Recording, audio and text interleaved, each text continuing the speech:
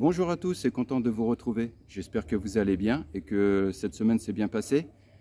Enfin la semaine dernière, je n'ai pas pu faire de vidéo parce que je suis toujours en travaux chez moi actuellement. On est en train de refaire la façade extérieure. J'aurai certainement l'occasion d'en reparler, de vous expliquer ce qu'on a fait, pour quelles raisons, etc. Donc ça nous prend du temps, ça nous prend de l'énergie. Et j'avais du mal honnêtement la semaine dernière à un peu concilier la vidéo, la chaîne YouTube et les travaux. D'accord? Donc voilà. Alors dans cette vidéo, un petit peu, je dirais que c'est la suite de la précédente vidéo où je parlais des conditions pour venir au Sénégal. Dans cette vidéo, donc, je vais vous parler de la couverture maladie. Comment ça se passe ici pour les problèmes de santé, pour des personnes qui veulent venir, comment ils doivent s'organiser. Donc je vais aborder ça de manière claire, concise. Bien entendu, je le répète fréquemment, je ne peux pas rentrer dans les détails parce que sinon la vidéo durerait bien plus longtemps. Je survole en quelque sorte le sujet en essayant d'être le plus explicite possible. Ensuite, après, je laisse aux gens la possibilité de donner des détails dans les commentaires, ou bien alors je mettrai, comme je fais des fois régulièrement, des liens dans le descriptif de la vidéo pour que vous puissiez avoir des informations complémentaires. Je tiens avant de commencer à remercier donc Eric de Plein Sud qui m'a donné des informations justement sur la couverture maladie pour les retraités. Et je remercie aussi Jean-Paul de Bergerac en France, qui lui me demandait de parler un petit peu en cas de décès, comment ça se passe ici au Sénégal pour un étranger ou un touriste ou un résident. Voilà. Alors, la couverture maladie, il faut savoir que quand vous vivez à l'étranger et ici au Sénégal, je dirais que vous avez deux points cruciaux, deux points capitaux à régler et à gérer. C'est donc la couverture maladie et la scolarité si vous avez des enfants. C'est vraiment les deux gros points, je dirais, qui peuvent poser problème ou qui peuvent engendrer pas mal de soucis ou de préoccupations. Dans cette vidéo, donc concernant l'aspect santé, alors ce que je voudrais dire déjà pour commencer, c'est que si vous venez donc au Sénégal sur une courte période, un mois, 3 semaines, 15 jours, voire même 2 mois, je dirais que ça n'a pas une grosse incidence parce que vous ne changez pas de statut. Si vous venez de l'Europe ou de la France particulièrement, vous êtes toujours protégé, vous êtes toujours sous le régime de la couverture maladie. Simplement, je crois que vous avez des formulaires à prendre avec vous. Et si ici, pour X raisons, vous devez consulter un malade, vous avez simplement à donc informer le médecin traitant ici et il vous remettra un formulaire que vous donnerez lorsque vous retournerez en France ou dans votre pays d'origine pour vous faire rembourser. D'accord? Donc voilà, il n'y a pas trop d'incidence à ce niveau-là. Ensuite, il faut savoir que par contre, quand vous venez pour vous installer ici au Sénégal sur une période plus longue, 3 mois, 6 mois, 1 an, ou carrément vous installer définitivement, là c'est différent. Normalement, je le dis, normalement, quand vous partez dans cette optique-là, vous avez l'obligation d'informer la sécurité sociale, je vais parler pour la France, d'informer la sécurité sociale de votre projet de vie. Et donc, normalement, vous devez vous faire résilier, désinscrire de la sécurité sociale, c'est-à-dire rendre votre carte vitale et ne plus bénéficier donc du numéro d'identification de la sécurité sociale. Moi, c'est ce que j'ai fait. Donc, j'ai rendu ma carte vitale. Alors, je ne l'ai pas fait tout de suite, parce que j'ai fait comme beaucoup de Français le font encore aujourd'hui, je m'en aperçois. C'est-à-dire qu'ils n'informent pas la sécurité sociale. Donc, ils gardent leur carte vitale, ils gardent leur numéro de sécu. Et puis, en parallèle, même pour certains, bien qu'ils vivent ici, ils continuent à payer une mutuelle en France, de telle manière que si ils ont des frais, par exemple, quand ils rentrent en France, ils sont donc couverts. Et puis ici, pour certains même, ils arrivent à se faire rembourser leurs frais. Alors, il faut savoir que normalement, cette démarche n'est pas réglementaire. Ce n'est pas du tout comme ça que ça fonctionne. C'est que si vous vivez à l'étranger, si vous vivez au Sénégal à temps plein, vous avez l'obligation donc d'informer la sécurité sociale. Parce que le jour où elle se rendra compte que vous ne vivez plus en France, mais que vous vivez à l'étranger, il va falloir que vous rendiez compte et peut-être même rembourser des frais qui vous auront été, je dirais, remboursé par la sécurité sociale. Donc voilà, c'est quelque chose effectivement que j'encourage à faire. Alors je comprends qu'en même temps beaucoup de gens soient réticents à le faire, mais c'est une obligation.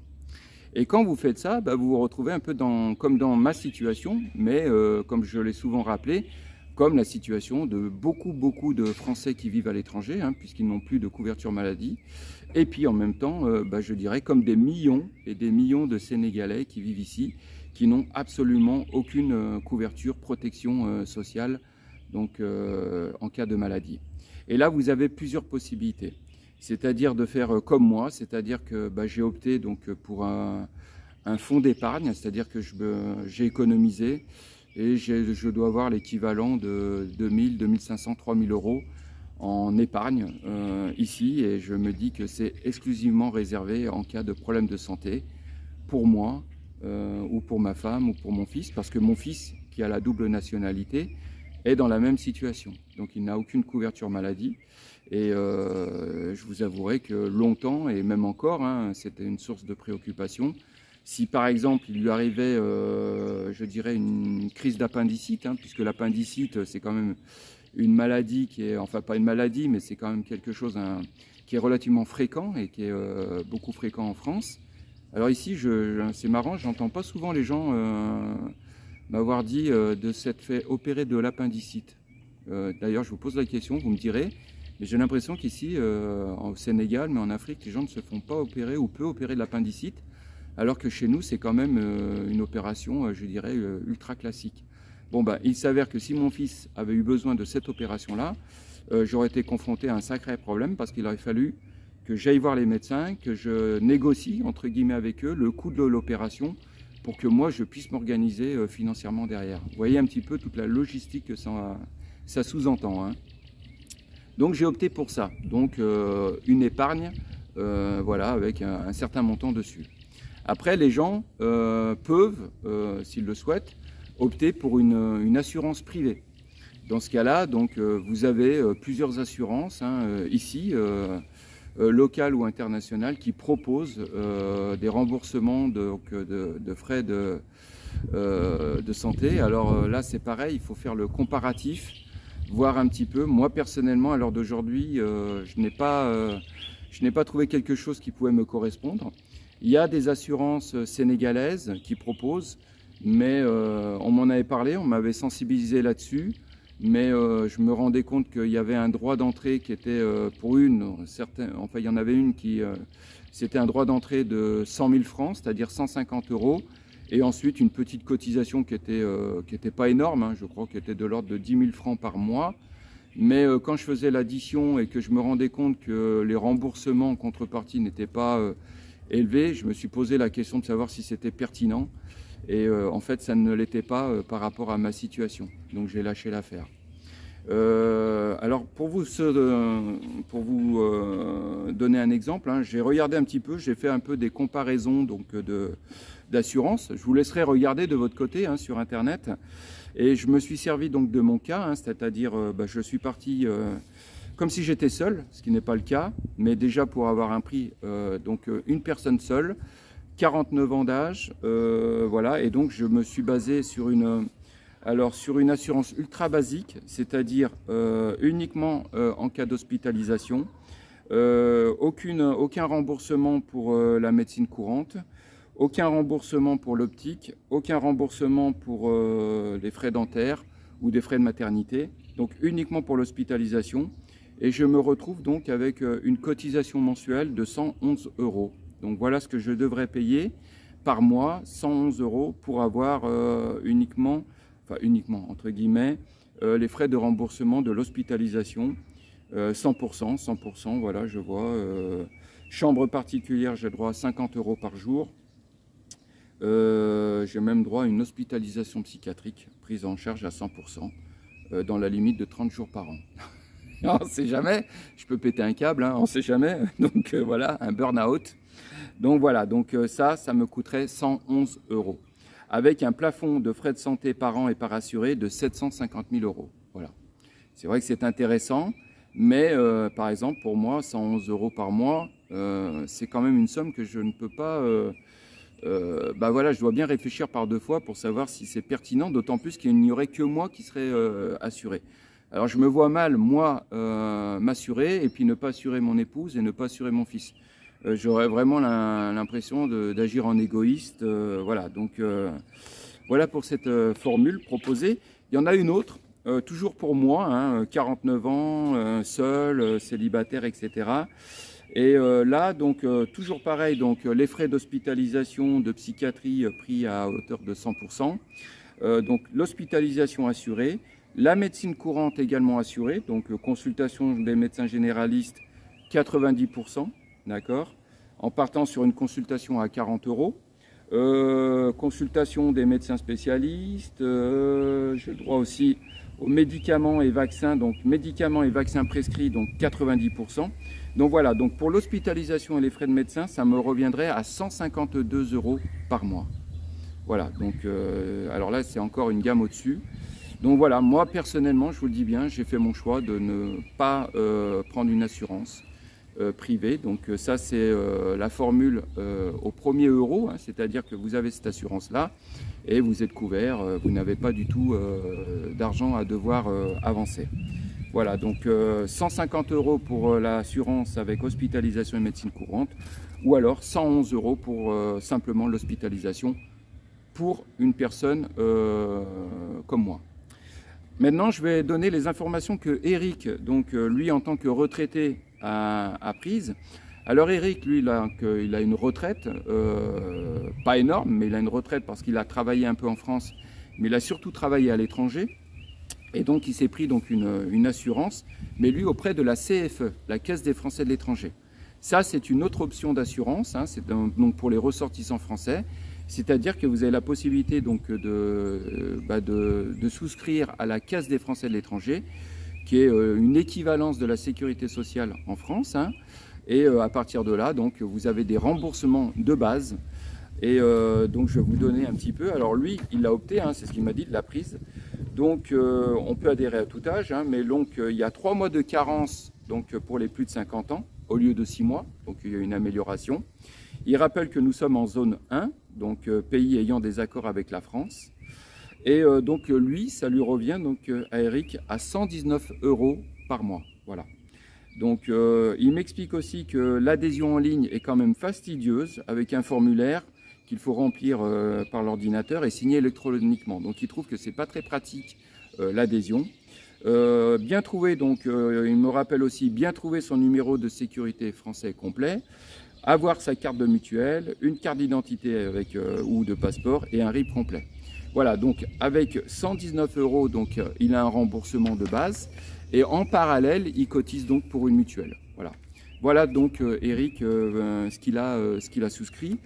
Et donc avec la CFE, donc je vois un petit peu donc hospitalisation, donc vous avez 67% de remboursement pour l'hospitalisation en zone 1, la chimiothérapie 80%, la radiothérapie 87%.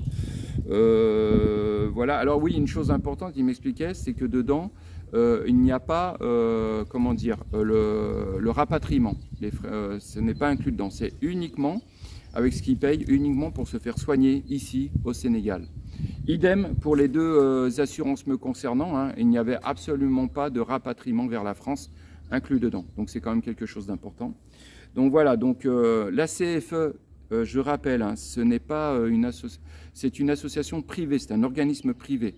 J'avais eu l'occasion de rencontrer donc le directeur il y a quelques années de ça. Je l'avais rencontré en personne, d'ailleurs on avait parlé de ma situation. Et il m'avait expliqué, il m'avait dit, mais écoutez, Franz, voilà, nous sommes privés, nous n'avons pas vocation à faire du social, nous pouvons en faire un petit peu, mais pas énormément, parce que nous avons une obligation de rentabilité. C'est ce qu'il m'expliquait, au moins ça avait le mérite d'être clair, et il me disait, donc on a une obligation de rentabilité, on peut aider certaines catégories de Français qui vivent à l'étranger, mais on ne peut pas aider tout le monde. Et vous, par exemple, la seule chose qu'on pouvait faire, enfin qu'il pouvait faire à l'époque, c'était de m'enlever les frais de carence, c'est-à-dire que si j'adhérais, je bénéficiais immédiatement de la protection de la CFE. Mais ça me revenait à l'époque, hein, j'étais donc plus jeune, on partait toujours sur une base de tout seul, sans enfant, et ça me revenait quand même à 150 € par mois, en ayant enlevé toutes les réductions, les aides possibles, inimaginables. Je me retrouvais quand même avec un montant à devoir de 150 € par mois pour obtenir le minimum, c'est-à-dire ce que propose la sécurité sociale en France. Et là-dessus, il aurait fallu que je prenne une complémentaire pour obtenir un remboursement à 100%. Donc vous voyez, pour moi, je n'ai jamais opté pour cette gamme de formules parce que je trouve que c'est inapproprié, c'est trop cher. bien qu'ils fassent des efforts, je trouve que c'est trop cher pour les gens qui vivent ici, c'est-à-dire les étrangers qui n'ont pas de contrat d'expatrié, qui n'ont pas d'avantages en nature, qui doivent se débrouiller pour eux-mêmes. Donc j'espère qu'un jour ou l'autre, il y aura des améliorations. Voilà, je ne veux pas trop m'attarder là-dessus parce que là, je vois la vidéo fait quand même 15 minutes. Donc voilà, je vous mettrai des liens dans le descriptif, hein, comme ça vous pourrez approfondir. Si vous avez des informations, donnez-les dans les commentaires. Et maintenant, je voudrais simplement répondre donc à Jean-Paul de Bergerac qui me disait « Mais comment ça se passe, Franz, en cas de décès ?» Et effectivement, si vous décédez ici, alors si vous êtes assuré, bien entendu, pour certains, vous avez donc le rapatriement du corps vers votre pays d'origine. Mais pour beaucoup, vous n'avez pas cette assurance-là. Il faut savoir qu'au Sénégal, la crémation est interdite. Hein. Vous n'avez qu'une possibilité, c'est de vous faire enterrer. Et après, il y a deux formules, entre guillemets, soit dans un cimetière catholique, chrétien, ou soit dans un cimetière musulman, selon vos convictions religieuses. Mais il faut savoir quand même qu'il y a quand même des preuves à apporter, entre guillemets. Par exemple, pour le cimetière chrétien, catholique, on vous demandera, ou on demandera à votre famille de prouver que vous étiez catholique, chrétien, et on vous demandera donc le certificat de baptême. Alors ça, c'est quelque chose auquel beaucoup de gens ne pensent pas. J'avais eu l'occasion de relater ce problème-là, je vous remettrai le lien dans la vidéo d'un ami qui malheureusement est décédé ici. Il vivait ici et sa famille n'a pas pu retrouver le certificat de baptême et donc il a été enterré hors du cimetière, dans un terrain analogue, enfin dans un terrain plutôt avoisinant, mais il n'a pas été autorisé à être enterré dans le cimetière. Voilà, donc le certificat de baptême, pensez-y, si vous vivez ici au Sénégal ou si vous envisagez de venir au Sénégal, pensez à obtenir ce document-là. Et pour les musulmans, il sera demandé à la famille de prouver que la personne était pieuse et était bien musulmane pour être autorisée à être enterrée dans le cimetière. Voilà, il faut savoir qu'il y a une enquête de moralité, enfin l'imam, le voisinage, il y aura une enquête pour savoir si vous êtes conforme, digne pour être enterré, hein, voilà, ça se passe comme ça, hein, sans rentrer dans les détails. Donc voilà, je pense avoir répondu, Jean-Paul. Donc la crémation au Sénégal, niet, c'est pas envisageable. Simplement être enterré selon tes convictions, soit chez les musulmans, soit chez les catholiques. Voilà, je pense avoir répondu. J'espère avoir été suffisamment clair. N'hésitez pas dans les commentaires à faire remonter les informations. À chacun d'entre vous, je vous souhaite donc une bonne continuation.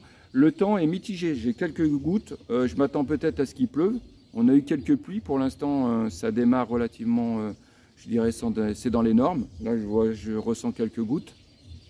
Concernant le Covid, on nous parle d'une recrudescence des cas ici au Sénégal. J'ai eu l'occasion d'en parler la semaine dernière. Je ne sais pas ce qu'il en est des variants. Par contre, nous avons une pénurie de doses au niveau des vaccins. Donc j'entends beaucoup de gens qui veulent se faire vacciner ou qui avaient déjà leur première dose mais ne peuvent pas pour l'heure avoir leur deuxième dose. Donc ils m'ont sensibilisé sur le problème, je me suis renseigné. Il est prévu que le Sénégal reçoive des doses prochainement, donc prenez votre mal en patience. Pour ceux qui doivent se rendre en France et donc qui n'ont reçu qu'une dose ou qui voulaient se faire vacciner, sachez que même si vous n'avez pas de sécurité sociale, que vous n'avez pas de carte vitale, vous pouvez vous faire vacciner en France. Simplement vous mettre en rapport avec un médecin là où vous serez, en lui précisant bien que vous n'avez pas de couverture maladie, que vous vivez à l'étranger, et vous serez autorisé à être vacciné pour ceux qui le souhaitent. Voilà, bonne continuation à chacun d'entre vous. Je vous souhaite un bon week-end et à très bientôt. Salut!